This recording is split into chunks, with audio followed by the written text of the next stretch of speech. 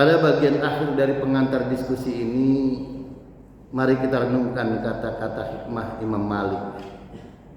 Imam Malik rahimahullah mengatakan, man tafaqaha wa lam yatasawwaf faqad tafassaq, wa man tasawwafa wa lam yatafaqqah faqad tazandaq, wa man jama'a bainahuma faqad tahaqqaq. Man tafaqaha wa lam yatasawwaf faqad tafassaq. Barang siapa yang belajar fikih tanpa belajar tasawuf, maka ia menjadi fasik. Berfikih tanpa tasawuf, faqad tafassaq, ia bisa menyimpang dari syariat dan rusaknya amal. Tidak ikhlas, merasa paling benar sendiri, orang lain amaliyahnya tidak benar, merasa paling banyak amalnya, bangga dengan kelompoknya, bahkan kelompok-kelompok yang lain itu dianggap tidak benar. Ini penyakit hati. Jadi kalau orang cuma ngerti fikih, cuma belajar fikih, ustadznya cuma ngajarin fikih, maka bisa jadi dia kemudian merasa bangga dengan kelompoknya, merasa bangga dengan gurunya, merasa bangga dengan ajaran-ajarannya. Orang lain salah, yang benar cuma kelompoknya. Na'udzubillah min. Nah, ini banyak ini. Lebih lanjut Imam Malik mengatakan, wa man tasawwafa wa lam yatafaqqah faqad tazandaq. Dan barang siapa yang belajar tasawuf tanpa fikih, maka ia bisa zindik. Faqad tazandaq, ia bisa sesat keyakinan dan rusak akidah. Karena apa? Karena bertasawuf tanpa ditimbang dengan fikih, tanpa mengamalkan ilmu fikih, maka bisa menjadi zindik. Dulu sering saya katakan, dan sampai hari ini juga masih banyak orang yang tadinya kalau sholat itu biasa seperti kita.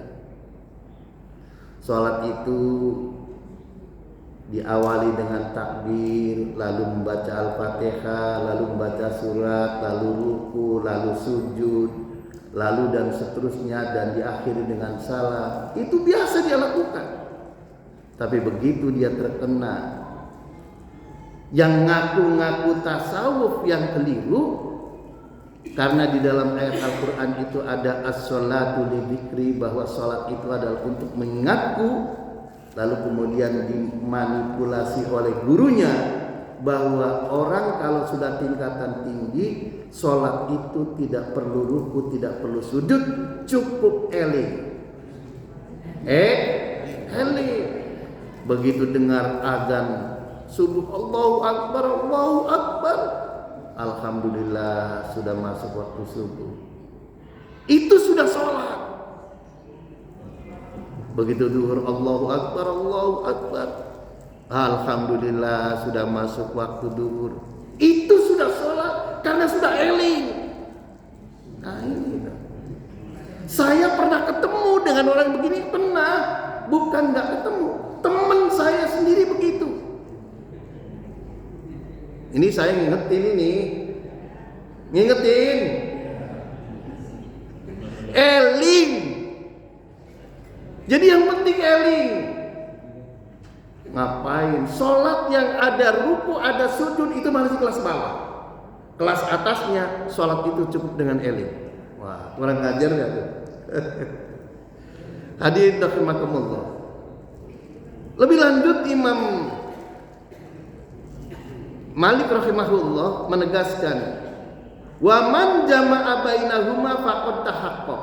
Barang siapa yang menggabungkan keduanya, belajar fikih dan belajar tasawuf, mengamalkan tasawuf dan mengamal fikih, faqad tahaqqaq, maka itu mereka orang yang mencapai kebenaran sejati. Alhamdulillah.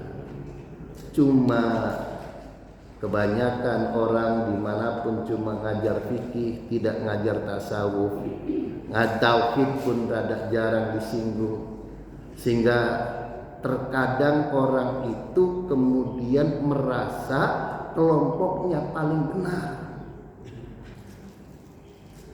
Karena itu kalau orang itu berfikih tanpa tasawuf,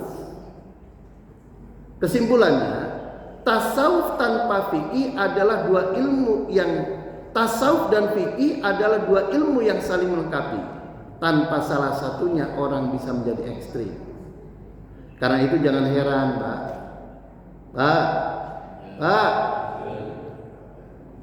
Jangan heran kalau di dalam kehidupan kita mendapati ada saudara kita yang kaku dan ekstrim dalam mengamalkan ibadah dan agama. Karena mereka belajar fikih tanpa belajar tasawuf, mengamalkan fikih tanpa mengamalkan tasawuf, tanpa mengamalkan akhlak. Melihat laki-laki muslim yang tidak berjamaah ke masjid, celetukannya itu luar biasa. Bakar saja rumahnya. Nah, itu begitu, Pak.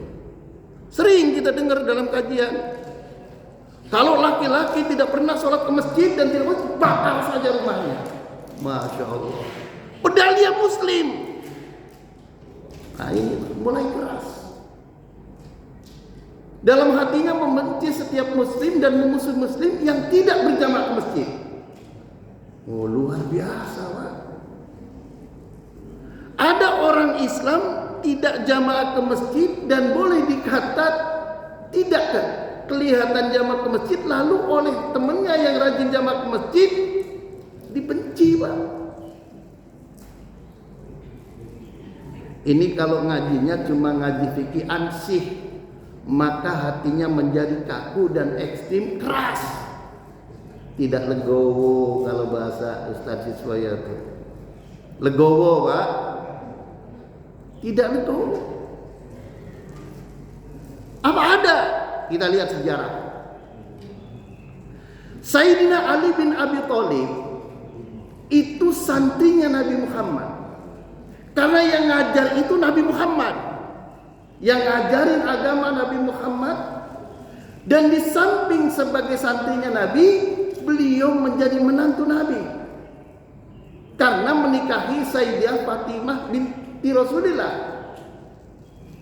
Dan dia pun menjadi khalifah yang keempat termasuk Khalifah Rasyidin. Dituduh kafir, Pak. Gak tanggung-tanggung.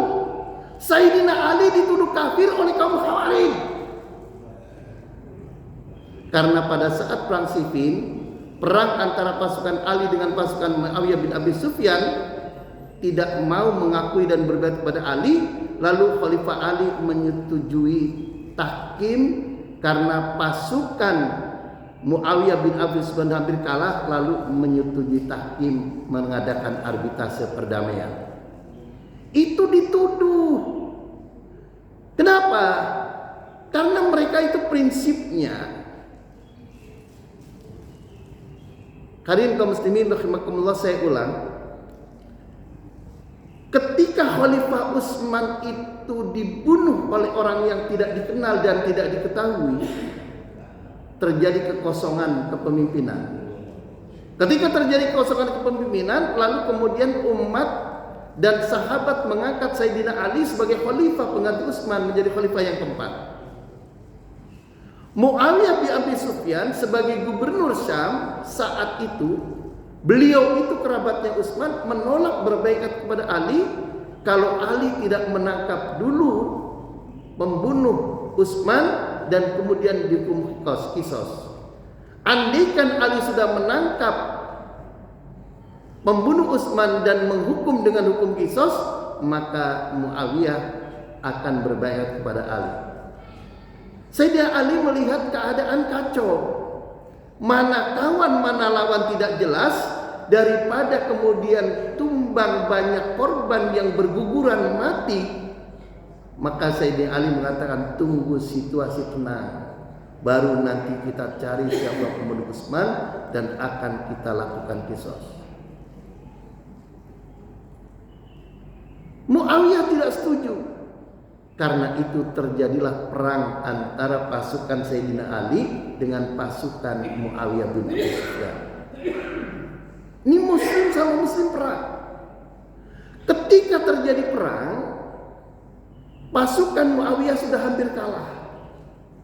lalu kemudian dia menggantungkan Al-Quran dengan tombaknya, lalu kemudian meminta damai, minta diadakan perdamaian, maka kemudian Ali menyetujui daripada banyak korban yang berjatuhan gugur baik di kalangan pasukan Ali maupun pasukan Muawiyah, maka disetujui. Nah, tahkim ini kemudian oleh kelompok Khawarij dianggap la hukma illallah, tidak ada hukum selain hukum Allah. Karena tahkim itu dianggap sebagai hukum manusia, maka orang-orang yang terlibat di dalam tahkim itu, pertama Sayyidina Ali dianggap kafir, dua Muawiyah bin Abi Sufyan dia berkafir, dan orang-orang yang terlibat dalam tahkim di dalam kafir. Nah ini dalam sejarah dikatakan profiling orang ini, kemudian lahirlah kelompok Khawarij. Nah, Khawarij itulah yang mengkafirkan Ali. Baru berikutnya pada tahun 40 Hijrah itu Abdurrahman bin Muljam, orang Khawarij, membunuh Sayyidina Ali. Ali dibunuh. Menantu Nabi, ponakan Nabi, santrinya Nabi dibunuh oleh Abdurrahman bin Muljam. Dan ternyata Abdurrahman bin Muljam ini orangnya hafal Al-Quran menurut satu riwayat. Nah ini Bang. Jadi tidak berarti kalau orang itu kemudian ini Masya Allah. Hari ini kaum muslimin rahimakumullah. Sisa-sisa Khawarij ini sampai hari ini masih ada, yang disebut neo Khawarij. Ada seorang pemuda yang melakukan bom bunuh diri. Bunuh dirinya terhadap orang-orang yang sedang sholat Jumat di Masjid Polres Cirebon. Bayangkan. Setelah tanggal 15 April 2011 di Masjid Al-Dhikra yang berada di lingkungan Polres Cirebon terjadi ledakan bom bunuh diri pada jam 12.20 saat orang-orang sedang melaksanakan sholat Jumat. Bayangkan Pak. Ini orang kalau sudah fikih tapi tidak tasawuf dan imannya tidak benar, orang Jumatan saja dilakukan pembunuh. Ini yang kemudian disebut teroris.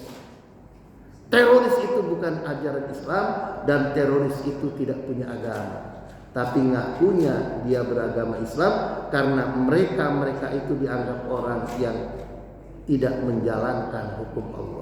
Hadirin kaum muslimin rahimakumullah, sebagai pengantar sampai di sini, mari kita diskusikan sampai matang. Kesimpulannya, ada 3 ilmu yang wajib dipelajari setiap muslim. Pertama ilmu fikih, yang kedua ilmu tauhid, yang ketiga ilmu tasawuf atau tazkiyatun nafs.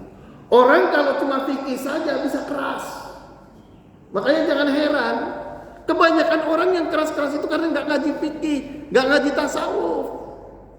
Beda lalu dianggap tidak syar'i, beda lalu kemudian dianggap bid'ah, beda lalu dianggap kafir. Na'udzubillah min dzalik, wallahul muwaffiq ila aqwamit thoriq. Wassalamualaikum warahmatullahi wabarakatuh.